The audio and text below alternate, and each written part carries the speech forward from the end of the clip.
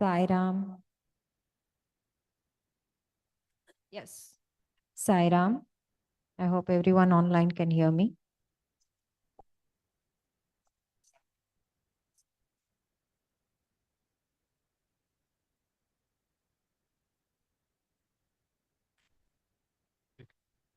Otherwise, you can use mine. Mine also has been the top. No, I should have.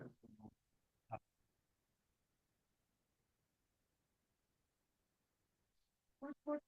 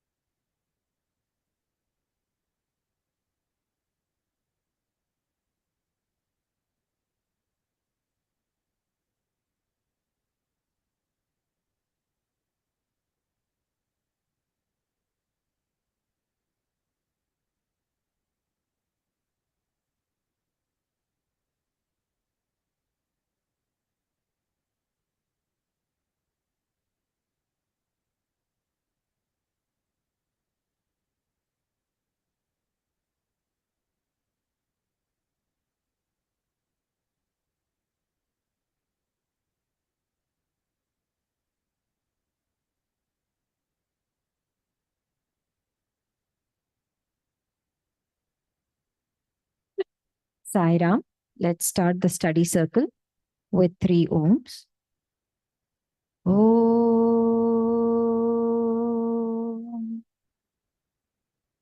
Om.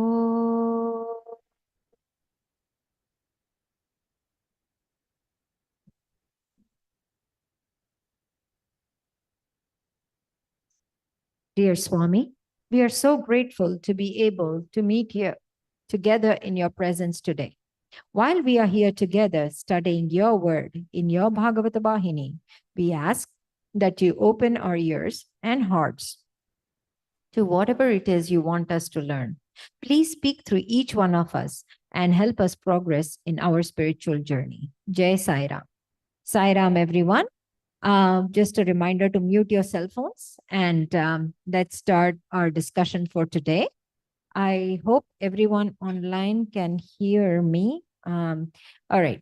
I did not get the time to update from our session last week. I have just, it's a short time, but we talked about chapter 18, and today we will move along to chapter 19. And chapter 18, basically, we focused on, I'm totally blanking out. Can someone just please help? What did we talk? Last week we talked about, yeah, so we talked about the fire in that in the forest, and how Arjuna tried to Arjuna Krishna's job and Arjuna's role in the entire fire, and why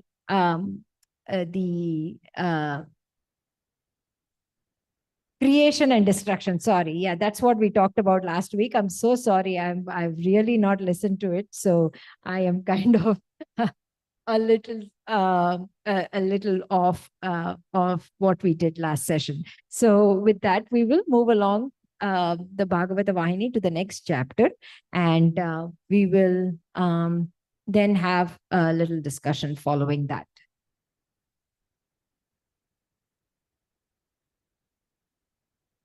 Bhagavata Vahini, Chapter 19, Pandavas, an example for Kali age. Parikshit prayed with tearful eyes and with such humility that Vyasa said, O son, the Pandavas are staunch adherents of the moral law. They never deviated from the given word. They observed the rule that the defeated party had no right to challenge the victors. Your grandfather and his younger brothers recognized the moral superiority of Dharmaraja, their elder brother, and suppressed themselves, or else they would have felled the foul Kauravas to wallow in their own blood and caused their corpses to be mangled by dogs and vultures.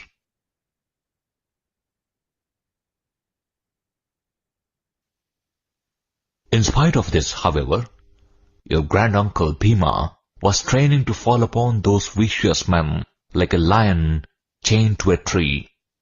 He was laughing cynically at the weak attachment that Dharmaraja had towards Dharma. But what could he do? He was rendered helpless by the will of his eldest brother, so he had to behave like an ineffective person.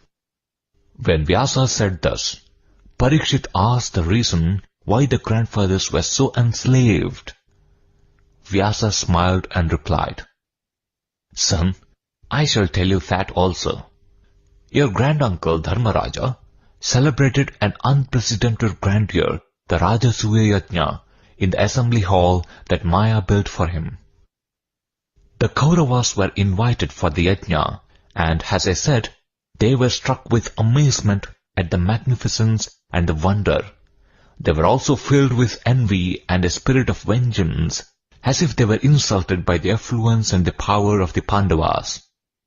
They held counsel with wicked elements and sought some means by which they could undermine their fortune. At last they struck on a plan.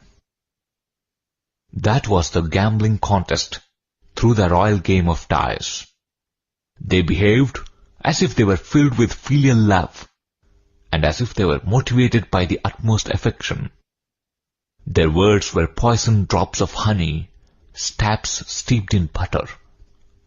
They persuaded their blind old father to send Dharmaraja a communication which ran thus. Son, you are all brothers. Come and be together in one place and make merry over a game of dice.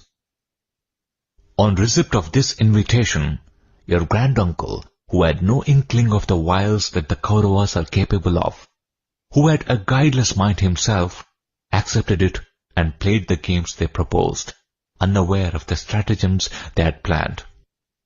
He was then tempted to stake his brothers and finally even his queen, Draupadi. He did not realize that the game was full of foul movements and conspiratorial tricks. He never imagined that his cousins would land him in abject misery. So, under the rules of the gambling game, Draupadi became the property of the victors.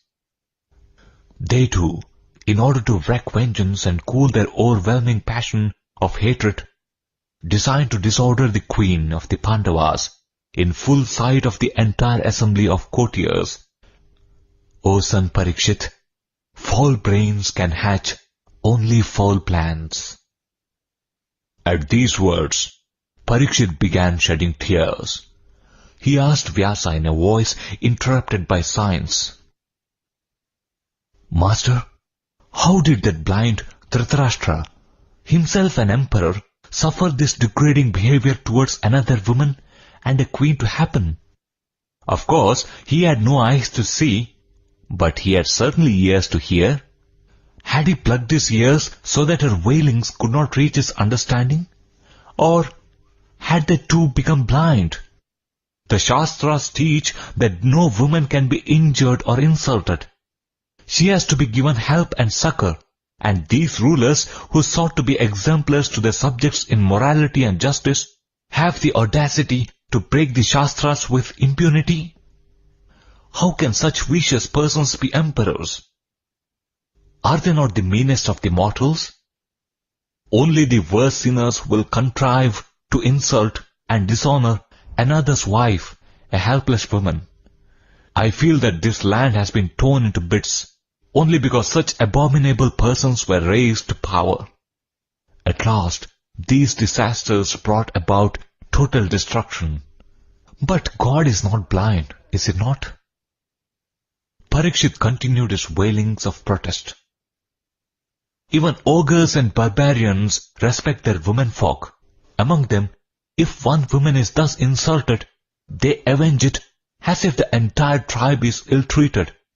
When such is the case, the elders of the clan, the emperor, the preceptors, the sages, the learned men, were all present there and watching in open assembly this atrocious act. Did the intelligence of those high-placed witnesses suddenly disintegrate? Were their eyes suddenly blinded by some dire disease? Did they feed on grass that their taste became so beastly? Did they forget in their animality the honor of their race? And the elders, their sense of discrimination deserted them, and they must have looked pathetic caricatures of themselves. Vyasa interrupted this tirade against those elders who sat quietly during those awful moments. He said, "Son Parikshit, do not jump to conclusions and confusion. No one of the elders in that assembly was in favor of the wicked behavior of Duryodhana, Dushasana and the others. They warned them of the consequences of their iniquity. What could they do if those foul men perpetrate sin? When Dushasana was dragging Draupadi right into the royal hall, which was filled with courtiers and others, the agony of Vidura, Bhishma and Drona was beyond control. Words are inadequate instruments to describe it, O son. Tears flowed in streams down their cheeks. They could not lift their faces and cast their eyes upon the abominable gang. There was another reason too. Sparks flew from the angry eyes of Draupadi when she was so tortured, and if they had fallen on anyone in the hall, he would have been reduced to ashes. Luckily, she was looking only at your eldest grandfather, Dharmaraja.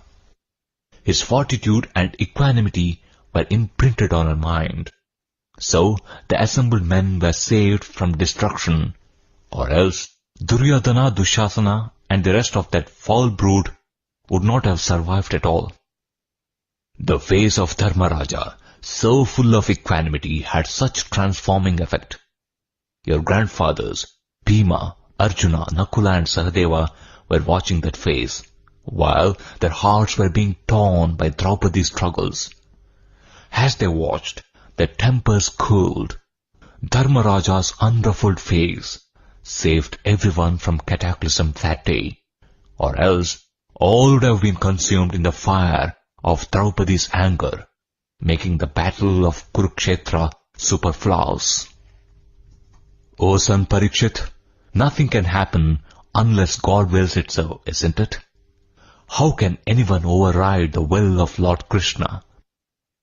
Draupadi wailed that no one of her masters rose to save her, though she called upon them and reminded them of their prowess and valor.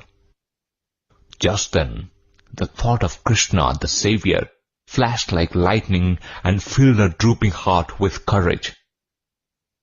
"O Shyamasundara," she cried out, "this is not an insult dealt to me, nor it is an infamous injury dealt to the Pandavas. It is an insult, an injury dealt on you. You are our all. We depend on you for everything. Is it then just that you should not tolerate this cruel injury being perpetrated on our honor? We have dedicated our hearts to you. Listen, I have dedicated myself to you. Perhaps you are not content with what we have so far offered at your feet. Let your will prevail, O Lord. Thus, she surrendered fully to the Lord. At this, the guardian of the forlorn, the savior of those who surrender, the Lord, took upon himself the burden of rescuing her from distress. He moved in silent and unseen, and blessed her unnoticed. And wonder of wonders, the sari which the human augurs were attempting to remove in order to disgrace her was rendered endless. Everyone, including the tormentors, were stunned at the demonstration of Krishna's grace and Draupadi's devotion. Good men and wise realized that Satya and Dharma can never come to harm. The tears of joy that rolled from their eyes gave proof of the exultation they experienced. The wicked Dushasana fell down, exhausted and humiliated. Draupadi did not suffer the least dishonor. All the dishonor fell to the Kauravas, and the Pandavas were unaffected. Can God permit the just and moral Pandavas to suffer humiliation? The harm that the Kauravas planned to inflict on the Pandavas recoiled on them only. This was the direct consequence of the grace that Lord Krishna showered on your grandfathers and grandmother, and of the devotion and faith they had on Lord Krishna. Intending to declare to the world the intense devotion of the Pandavas and its efficacy, and also to hold them up as the examples for the Kali age that was to come, the Lord contrived this thrilling drama. There is nothing more in this than that purpose of the Lord. You may be subjected to insult and dishonor. You may be plunged into poverty or pain, but the person who has surrendered to the will of God will welcome each of these gladly and bear it with equanimity. The Lord will never give up his children. Those devoted to God have to be patient and calm under the most poignant provocation. The fact is, the pious and the God-fearing are those who are visited by travails and troubles in order to teach mankind these great truths. Krishna enacted this drama with the Pandavas as the cast. Every incident in their lives is but a scene in his play. Okay, Sairam, this was a very intense chapter, and I think it has so much to offer in terms of us having the spiritual growth from just observing or just listening to what actually happened in the court on that day. In the dice game, we know that Dharmaraja chose to strictly adhere to the established rules. He never broke any, no matter what the others did. He stood by his moral ground. He stood by his dharma or his righteousness. So in this world today, do we view such things as moral strength even today? Because for many, first thing that comes across is, he's not being able to protect his wife, or not being able to. These are things that we generally typically think of instead of wondering or at least sticking to our dharma, I feel. So how can we, in our own capacity, protect that justice that we think, or act in a righteous manner?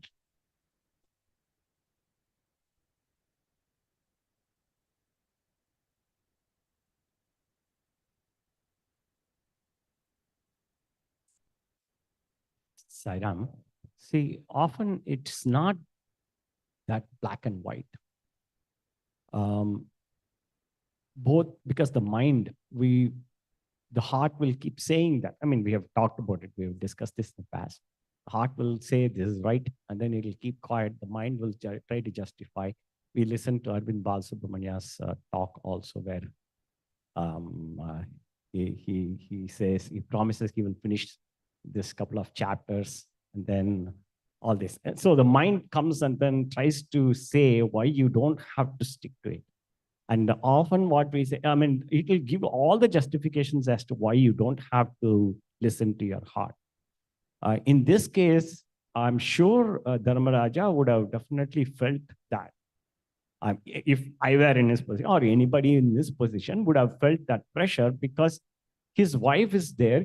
He's taken all his brothers, he's taken himself, and then he's taken his wife and all the kingdom, everything. So naturally, the thought will be there: what am I doing here?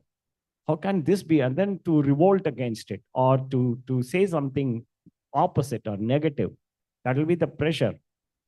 So, but in that situation also, I mean, we have heard about Harishchandra. That's why he is Dharmaraja. And that is why we have heard about Harishchandra, who goes to whatever trouble, he sticks to the truth. Yeah. So the question is to go to pick the right thing. I mean, if it is like this, in this case, it is very clear what is right, what is not right. But many times it may just be dicey. Both may look okay. I think after so many years, we think it is black and white.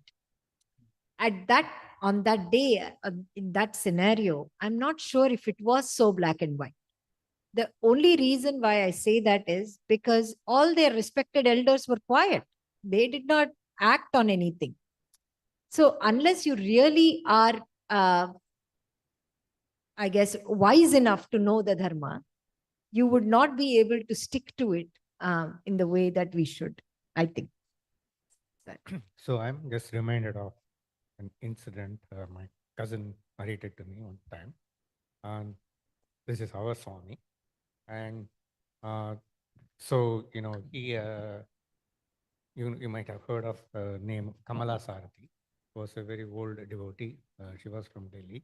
And her daughter, she decided to settle in Puttaparthi, and Swami had given her a place to stay. And at one time, at later years when she was pretty old, so Swami took care of her. She never had the strength to go and visit, to the hall every time. And so Swami told her, you just, whenever you need, I am there. So be it, just, you don't have to come, struggling yourself. So she was there with a child. I don't know if it was a grandchild or, but, the child got very, very sick. And then, she didn't know what to do, and she prayed.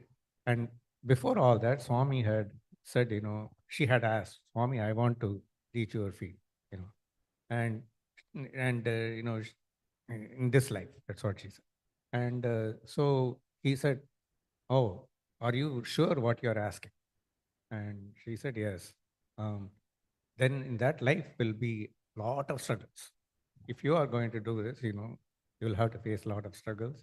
And are you brave enough to face that? Then only it can happen. So at this time, there was this child, Was not well. almost, very high fever, and she didn't know what to do. And she was giving all the medicines that she can give. And she was just only praying to Swami. And at one point, she decided, it is not in my hand. Whatever. All she did was sat in, she had a maid servant who was taking care. She is whining from there, Amma, this, it's getting worse, and we'll do something. She just sat in front of Swami, whatever you decide, let it happen. And so, sometime in the morning, about 3 o'clock, that's what my, suddenly that child, started smiling, and, but, in the intervening period, all these things are happening. The child is whining, and that Right. servant is, but she just said, this is what Swami has said, you will go through this. So she never lost that faith. So I think this is a story very similar to here, that faith has to be absolutely there. Yeah. Right. Agreed. highlight the tension between rigid adherence. Yeah, But I what- mean, so no matter what happened, Yudhishthira uh, did not waver in his moral act. He was always he What- was stuck to the dharma. Adhering is sticking. What did he do to protect dharma? Well, he did not. He because he gave up all of his. He did not get up and fight. He actually stops his brothers also to actually fight because they have already given up everything. He has put them on stake, so they are really not allowed to do anything. Correct? If I'm not mistaken, that is how it is. Yeah. I have the answer, Saira. You want to follow up with something? Or? Okay. No, Dharmaraja already lost his position, right? He staked himself and his brothers. The argument is there. What right he has to put his wife as already he is lost. So he doesn't have the power to put her, one thing. And then I don't know, in this present day, we cannot compare that time and this time apples and oranges.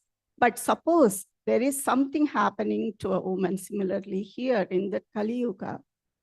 People are standing around and watching. We cannot imagine that. That is a crime. So what is that dharma that Manoji was asking? What is the dharma he is sticking to? Then what about Draupadi's dharma or his dharma as a husband to protect his wife? See, this is a very touchy subject for me to talk about, like sending Sita to forest. But we cannot understand their mindset in those days. That's exactly I was trying to point out. Yeah. His name is Dharmaraja, definitely, but I'm not sure he followed dharma at that time. So just because his name is Dharmaraja, we cannot keep protecting him. We cannot keep protecting him for his bad deeds also. Let's face it. By number one, on the gamble ground, what was he doing on the gamble ground? He loves to gamble. That was his weakness, So actually. That's the only reason why he loses his life also. That is the only mistake that he has. So, just because his name is Dharmaraja will forgive him for doing that bad deed? No. Number one. Number two, putting everything on stake. Number three, putting his wife on stake. Yeah. Okay. And then everything after doing that, then we are, even Draupadi, she looked at everyone. She did not get help. And then she's trying to emotionally blackmail Krishna. Oh, no, Krishna, come and, see, let me finish. One second. Yeah. So she would have been a better candidate of pity and mercy if she had directly gone to Krishna. She looked at everyone. She took help, asked for help from everyone. When no one helped, then she's trying to emotionally blackmail Krishna. Oh, Lord, we depend on you. What exactly are you depending on? You're not depending on him. You depended on everyone else just because you failed from everyone else. Now you are trying to make him emotional, Krishna, now because I did not get help from anyone. Krishna came to help her. No, I don't think that's the way. Krishna is so merciful. He would still come. That's the grace of Krishna. But did we give him enough honor to go to him for the first time? No, she as a human being, she was looking at her husband mostly. They were saying if she looked at somebody else, other people, they would have been burned. I wish she had done that, but she didn't. She was only looking at her husband. Also all Krishna's play. It is. That is ultimately the story is to that story reveals in a different way. How much suffering you have, you just depend on him. That is the moral of the story. Luckily, she had Krishna at that time to come to her rescue. But in modern days, we can imagine it is happening even now, like Duryodhana and Dushasana, they are all ruling the country. Yeah. And people are sitting around and watching. Yeah. If you go into politics, that is what's happening. So a lot of atrocious things are happening. Who is doing anything? Right? So that is not acceptable either. So what is the point here? Dharmaraja has no right to stake her. That is my conclusion. See that coming to Draupadi's approach, that's what we typically do. We do. That's what I was going to say. We don't think of the divinity immediately. first we look at all the human beings. We seek help from all the human beings. And only when we see that nobody is coming to help, we look at God. That's what typically we do. And she just behaved like any other human being there. So just because she's Draupadi in the Pandavas doesn't mean that she was elevated soul. I mean, at that stage. At that stage. I'm not judging. No, or no, I anything. agree. At that stage, But what actually saved her is that when Krishna was hurt way long ago, Yeah. she actually gave a piece of piece, cloth, a piece of her sari. Mhm. Yeah. She cuts her she cuts her piece of her sari and quickly. So because he has that divine grace and remembers her giving, because we always see that Swami always says, you give me one namaskaram, that is enough for me. I don't need your 1008 names. You know, he has said that many, many times to many different people in many ways. So I think that is what we should totally focus on, because we never know what will come to our aid. And in Satyam Shams that we were reading yesterday, even he said that same thing. One act of selflessness. We are doing a book read. Swami said that one act of selfless service will lead you to multiple acts from me. Yeah. Then she would not have been Draupadi. See, that's all simple as that. See, if you okay, I don't want to cut into this one, but if you look at Dharmaraja's situation, if you analyze the sequence of things, first he was invited to play a game of dice, and at many point in that, he is thinking that it's just a game, it's not real. Okay, so he doesn't realize that this is real thing, that he's pledging all these. He thinks that it's all for a game. Yeah. It's nothing real. Only at some point he realizes that, oh, they really are meaning this to mean real thing. Because many times when he pledges his kingdom, when he pledges all that, he thinks that it's just a game. After the game is over, and it's all there. It's just for the He's also there because his uncle invites him. Correct. To play with cousins. He doesn't say anything else, right? But during the game, at some point, he realizes that they are really meaning it, and not in a. There is another take is that Duryodhana was very clever. He appointed his mama, his uncle, Shakuni, to play instead of him. Why didn't Yudhishthira think of Krishna at that point and say, Krishna is also for for them uncle, so he could have asked Krishna to play instead of. Krishna already said keep away. He tells them not to.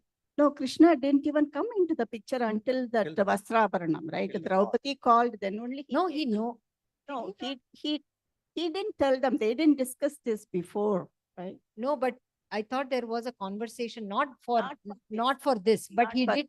Yeah. Not for the dice game. Yes. Yeah. So many stories, but to prevent all these calamities. But then that Mahabharatam wouldn't happen like the way it did. So I have a comment or a question which is going back to the whole scenario. And that is, this Mahabharata was written by Vyasa. And so the question is he narrating a real incident that happened as the book? Or is he creating these stories? Because the answers he gave at this juncture was not very convincing. All of a sudden, he just kind of wish-wash answer. And so if he is the one who has written the book, that may more like a comment or a question, I don't know how to call it. He wrote the book and he could have given a much better answer. That's what I don't think so. So I think this is a reflection of what is happening in the world. And at that time, it was totally new, because in that Dwapara Yuga, these things never happened. Kurukshetra and the end of Krishna then moved to our, move to Kali Yuga after that, of course. Yeah. This is the one, right? Yeah. See, so the lesson I would learn is the theory of karma. Draupadi did a good job earlier. Krishna paid it back. And Draupadi got punished for one of her deeds. We know that she called them Andhe ka putra Andha. That was the biggest insult when they visited. The Maya. So, Yeah. the Maya. So all this is a chakra, the karma theory, all this. So, and we easily say, oh God, we always surrender to you. We always go under your obedience. Did we go under his obedience when we called Duryodhana Andha ka putra, insulted? We do all the bad things, but we don't remember we don't remember while doing it. And then later on, we make these dialogues. We go under your guidance. We did not go under Krishna's guidance when we did all those insulting things. We did not go under Krishna's guidance when we came for the Dhrit Krida. We did not. Once we started to get insulted and when we were helpless, then we are seeking. God is still graceful. He still came for help. But but the bad karma you will be punished. For good karma, we will be rewarded sooner or later. So try to avoid bad karmas. Try to do all the good. You never know in what form that good karma will pay you back at some time. Correct. That's a lesson learned in a brief. Yeah, that is true. But so after this, of course, when the story goes on to talk about Draupadi's surrender to the Lord, that I think we have multiple anecdotes throughout Mahabharata where Draupadi has surrendered to Sri Krishna. So it's okay. So moving along, I just talked about Draupadi's act of surrendering to Krishna during her humiliation. What does this moment teach us about transformative power of true devotion and, of course, surrender to God? And how does Krishna's grace in this instance, because of her surrender, and that's what we were just talking about, when other human institutions fail, Lord always comes through. The last one that I do have is the ethical standards of Bhishma, Vidura, Drona, all the others that have been named there. Of course, each one of them has their own karmic cycle or story due to which they had to sit in that sabha at that point. But still, how should we interpret that disconnect, of that leadership at that point? Yes. See, we can easily say that they should have raised their voice, especially of all the people, Bhishma. Bhishma is the one, he could have raised his voice or walked out of that hall. He could have done it. He should have done it. But that is a big black mark on his side. But if you look at the current situation, Right. What is going on, Yes. as you said, those who are very close, who might feel not right, what is going on is not right, may not be able to raise their voice or may feel, why bother? That kind of a situation, the mind will come and try to justify, you don't talk at this stage, you don't talk. If you had watched Bahubali, I mean, the evil king would not allow that guy to talk until at some point he'll say talk. So I think the mind plays that one. The mind keeps saying, this is not the right time. Don't raise your voice. Don't, even though your heart says talk, say something. See, that could be in the modern days. I wouldn't say it is only the mind. It is also a lot of selfish motivation on the part of the participants or the bystanders. No, if there is selfish motivation, there is no. Yes, they want to hold on to their power and the position. Yeah. And if they open their mouth, they'll be fired or whatever. So they keep their mouth shut. But going back to the time, Draupadi's time in the Sabha, I don't know what motivation Bhishma and others had. I don't think they were thinking of their power or position, but they're so loyal to the kingdom, to the king.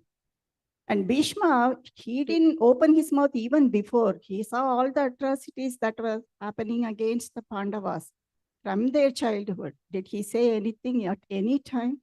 No, because he gave that vow that he will be with them. So those kind of loyalties, and they come up with some kind of a justification to the mind or whatever it is. They come to this conclusion, Correct. this is what I'm doing, this is the right thing to do, right? But as a bystander watching this, like us today, hearing these stories, we think, oh, that might not be the right thing. If I were in the position, so how it would be. Or if Draupadi's bhakti is not that strong or true faith in her, what would have happened to her in front of everybody? Then is that okay for them to keep their mouth shut? I don't know. I don't know So how. we can move along. Yes, please go ahead. Continue with what Venkat sir said. When we compare the same situation to this modern world, let it be any country, we are seeing so many atrocities on women around the world, and so many molestations, so many bad things that are going around women, and there is a factor that is not allowing ordinary people to raise their voices. That is their fear, or their they don't want to bother the situation, because it is a very simple thing in this digital age. If you see something bad going to the woman, if you are in the place of any person that is in the hall there, uh, yeah, facility, you could have just call a police or record the incident and just go complain. But I'll tell you, 99.9% people will not do that because they don't want headache on their families.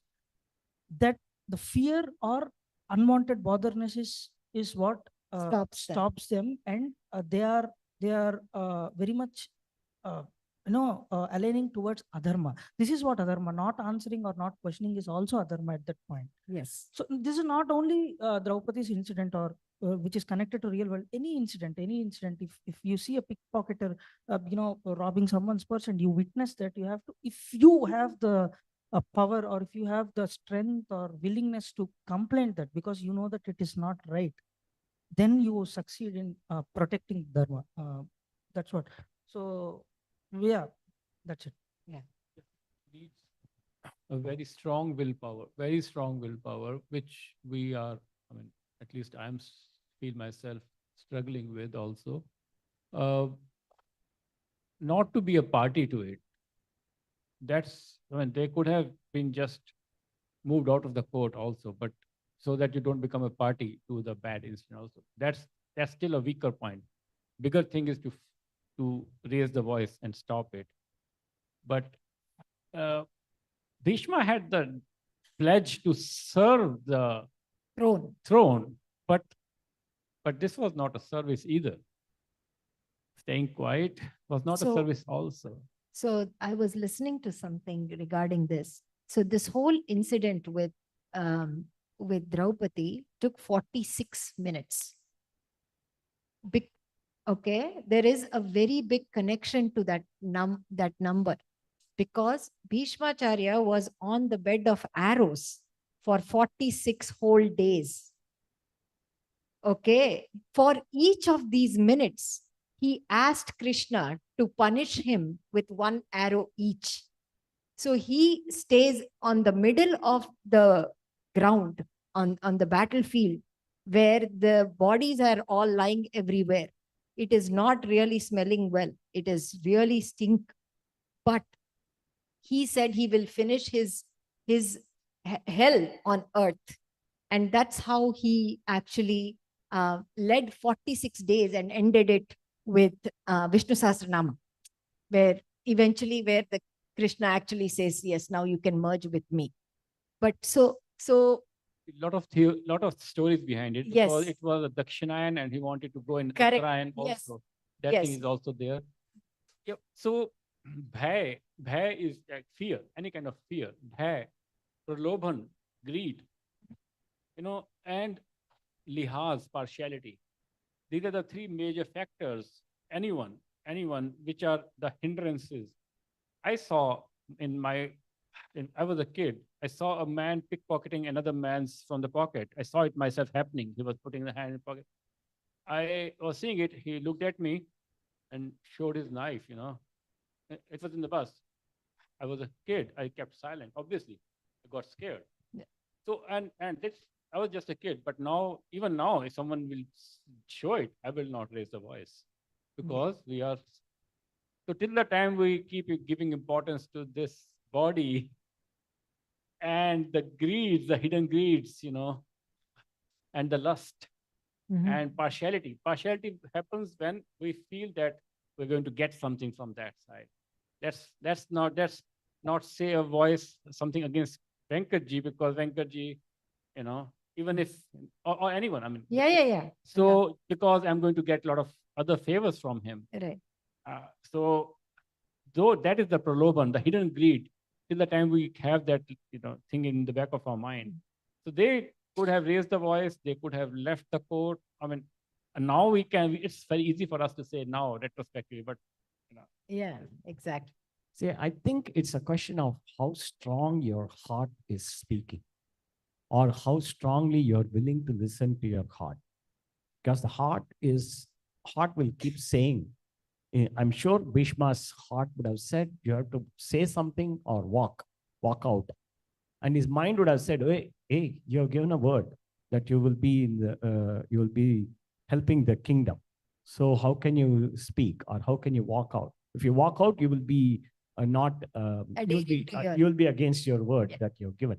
So the mind will keep saying this, the heart will say this is not right. So you have to say something. So it happens to everybody. So it's when you look at Gandhi, I think that's precisely what he did. Yeah. In spite of so much of trouble, he said he's going to fight. At that time, everybody would have thought he's a fool. He's fighting against a British Empire. How can you change? Because he was fighting again to change the laws. So I think. So I want to add to this. So what would have happened if he had raised the voice? Just because Bhishma, just for that, his pledge would have gone wrong. That's it. So what's the big deal about it? Why such a big fuss that my pledge should stand? Why? What are we aiming at by doing that pledge? To get Swarga? What exactly is our goal? By pledge means what? If my pledge will fail, what will happen? Yeah. What are we? So what will happen? Exactly. So that is so. No. Or no, even in front of God. Yeah. He is even going to be in front of God, penalized because he didn't give his mother I would be called a liar. Yeah. So what? But I saved dharma. Yeah. So it's a calculation, the benefit risk ratio, which we always give with all my prescriptions, the benefit risk ratio. So I would be losing my pledge. So what will happen? But I saved dharma. You know, that would have been the turning point. Yeah. See, everybody kept quiet. Vidura was there. He came back later to preach them. But at that point, he was very quiet, right? He didn't do anything. Dronacharya was there. So all the acharyas were there. But they all have their own, again, maybe they also have their selfish motive. That exactly is the selfish hidden motives. Right. So we have that to is rise sad. above all those hidden benefits.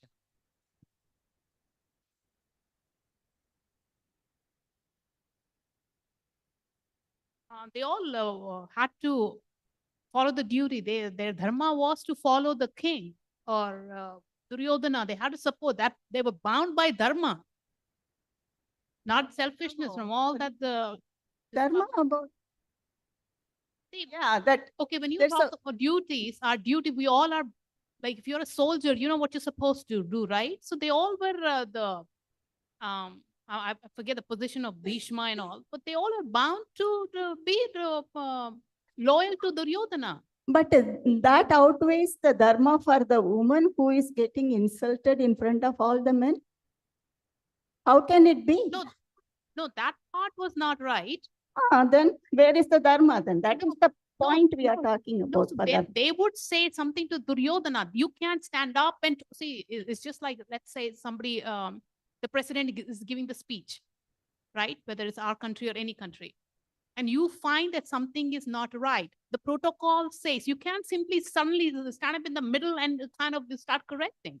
You follow the protocol. So they could have done something outside, but there, it's not that they don't tell, they don't have people under their control. I mean, that's No. how I feel. No, that giving a speech and interrupting is different than somebody getting abused. See, think about it now. Do we watch if something like that, atrocity happening in front of our eyes? Then we will say, okay, this is my dharma, I keep quiet, let it happen. Whether it is a child. Okay, what? Yeah, but any incident that you No. see, we are bound by so many things. We're bound by so many But things. I still think it is not right. I mean, yeah, I didn't say it's not right. What I'm trying to say is, from what I have read about Bhishma, he cried. He says he was bound to this. They No, felt helpless. No, he's They didn't bound do by what- his pratigna, but his vow. That is all he was bound to, which is selfish. He actually admits that he was wrong in the Shanti Parva. After he was on that throne of the arrows, he admits actually. If you read that chapter, he says he was wrong. He should have upheld the dharma, but he did not. In his own words, with his own, yeah. So the dharma to the king in the war is different. Yeah, the soldiers will fight because you're on this side, the other one is on the other side. This is not about a war. This is about insulting a woman, which has nothing to do with dharma. It was purely a selfish, a basic getting back at them, insulting them type of action. Nobody is bound to uphold that. You cannot defend No, that. see- They actually agree that they were wrong later. See, it doesn't matter if Bhishma suffers for 46 days. Okay, so he gets moksha. And other people also in different ways, they pay their karma. But at that moment, what is happening in front of everybody, that doesn't justify for these people to suffer later, but keep their mouth quiet, shut at that moment, not to stop it. What is the worst thing will happen? They will, Duryodhana is going to fire them. You are not going to be the minister anymore. Get out of my kingdom. They are not willing to take that chance. They didn't want to, right? Right, exactly. Coming back to that, Thank that goodness is why nobody there is, had the faith. that is why there is only one Mahatma Gandhi, because he stood up with, and when he was thrown out of that train, it made an impact on him. The rest of them got thrown out many times and they moved along, and next time booked third tire and went in that 3-tire compartment. Nobody ventured into even looking. So my point is, all of us, like we talked about, and very correctly, we all have attachment and fear. And it's very hard to break out of that fear. Fear can come in many forms. I mean, I am only scared of a roach, but that is as small as it gets. And then I have all fears to the largest. But my point is that once we have to overcome that. Even for the faith, I think fear is something that stops us always, right? We know that is our thing. So at least in this case, even after everything was done, she eventually thought of Krishna and knew of Krishna. For us, we take another 20 minutes to understand, so my point is that even when Krishna was right in front of her, she first looked at everyone else, then thought of Krishna. So it is not too bad, in my opinion. We always get a tick mark of at least thinking of Swami when he's not even around. Actually, that there is an extension of that one Swamiji, who wrote the Bhagavad Gita, that Swamiji said, Krishna will listen, but immediately doesn't grant her wish. So even Yeah. God will look at your past karmas. So Draupadi has done at one time in her you know that story, right? She gives the cloth to this sage, a piece of her sari to this sage who, I mean, the story is just because you're praying to God, it doesn't mean that he will grant you everything. He will also tally your goods and bads, all your previous things, and then he will grant what is appropriate. So that's why when Yama comes, no matter what you do, the tally is already there, rights and wrongs. Just because we prayed hard and said, "Oh my God, forgive me," I'm like, and I learned my lesson. Please forgive me, and that's not going to do it. Is what I understand. Yeah, that See, is so true. In this whole thing, this whole episode, Draupadi is the only one who thinks of Krishna, Correct. and he comes to her rescue. That is true. None of the Pandavas at that time think about Krishna, even though they are going through so much of trouble. Yeah. They have pledged the whole thing. Initially, they think it's a game of dice, but Yeah. then they later on realize that it's truth. They lose Duryodhana their really palace. means it. Yeah. He's claiming all these things. At that stage, also, they didn't think about Krishna at all. Even though Krishna is so close, and always Arjuna is so close to Krishna, he's thinking of it. But none of them in this episode, during this game, think about Krishna. At least we do not hear that. Only Draupadi, even her, after seeking help from all the human beings, when she fails to get any help from them, she goes to Krishna, and then Krishna rescues. So that is also another lesson for all of us. I mean, if instead of trying all these worldly things, if you go straight to Krishna, the help will come sooner and straight. Sairam, yes. We usually don't do that. Yeah. We just look at all the worldly things to satisfy our needs. Then we go to the God. Absolutely. Yes. So as Shobhaji mentioned, the theory of karma is so strong. It's Yeah. so strong. We have to be very careful, very careful. You know, anything, I mean, if there are cameras everywhere in the room, we become cautious. Yeah. You know? Yeah, What about the bigger camera? We always miss that bigger camera. right. That's the sad part. I'm just telling myself by Mm. saying it. We always miss that bigger camera, and we try to escape from small cameras. Right. Absolutely. Chitragupta, you know, Chitragupta, they are Yeah, Yeah, yeah. they're taking the Chitra. yeah, They're taking yeah. So I do want to repeat one of the quotes Swami had said. When we were growing up, we were always told, be careful. God is watching. God is watching. God. Yes. So we are always told, what the fear part of God. Yeah. And I really remember my aunt who used to tell her children, I was wondering why is she saying that? And she will say, the two-eyed guy is coming. Yeah. That she will say it in a very Yeah. powerful tone. The kids will get scared. So, she has not said anything wrong. So she's not misleading the children.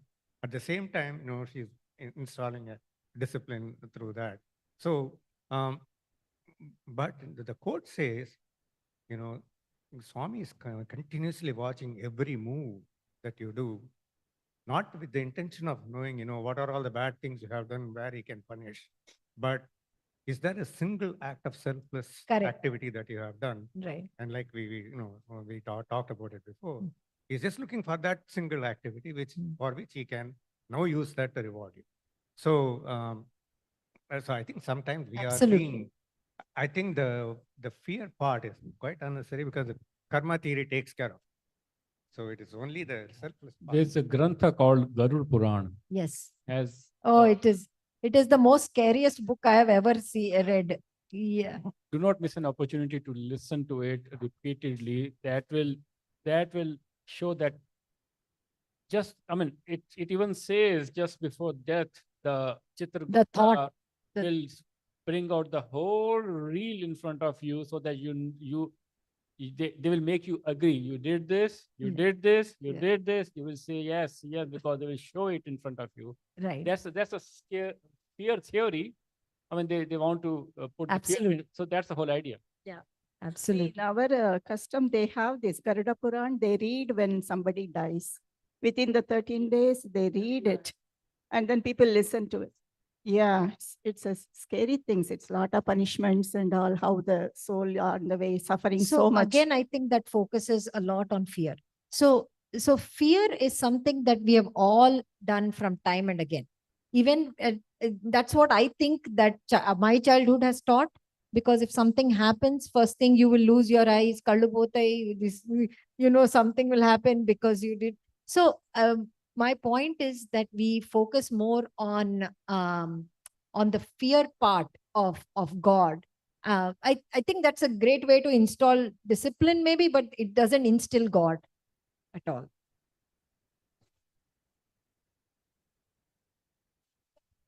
I wanted to share a small example of Swami regarding to the selfless activity that which has been mentioned by Shankaran. So this was said by Geeta Mohandas Garu. I don't know if it happened to her or it's her narration of the story. Once some of the women were in Swami's interview room. A few women were there. Swami was talking to each of them. And one of the women went to Swami and asked, Swami, this time you have to come to my village. And Swami will not talk anything. And he moves on to the next woman. And she chases Swami and Swami, you have to come to my village. That's what I'm asking you. Swami turns around and says, no, why should I come to your village? I've come to your city already. What's the point of me coming to your village? No, Swami, there are many activities being done there. You have to see that activities, those are seva karikramams we are doing. Oh, is it that seva you're doing there? Are you participating in that seva? She says, yes, Swami, I'm participating. Okay. When you're calling it a seva, is that selfless seva you're doing that? Yes, Swami, selfless seva. You have to see that. You have to come to my village. She mentions village, everything. Okay. Swami again, this time Swami becomes angry and he will say, I came to your city. That's fine, right? No. No, Swami, you have to come to my village. Okay. So if I come to your village, what selfless activity you gonna prove? Swami asked. Then she says, Swami, we are doing, we are distributing rice every day to few people. So you have to view that, you have to bless that rice bags and all. Which rice bag do you have to bless? The 2 rupees rice bag you gave me 2 years ago. That one I have to bless. Swami, 2 rupees rice bag? What are you talking about? Just a minute. Swami went, goes to the room and gets a red color rice bag. See, Bangaru, this is 2 rupees rice bag you gave for a beggar 2 years ago. I came to your village. You're mentioning village, right? I came to you long back. For your family, you're feeding 5 rupees rice bag, and for the poor people, you're giving 2 rupees. This is you're calling it a selfless activity. This is not selfless activity. You're not following dharma. From this time, you even eat 5 rupees rice bag, feed poor people 10 rupees rice bag. That is when Swami is coming to your village. Said this is a small example I read. Yeah, that's absolutely, yes. I have heard about it too. So Same story of Nachiketa. okay, I think we are at time. We'll end with Om and Three Shantis for today. Thank you all for joining. We are continuing with Rudram chanting after this. So with that, let's end with Om and Three Shantis. Om Shant Shant Shanti Sai Ram.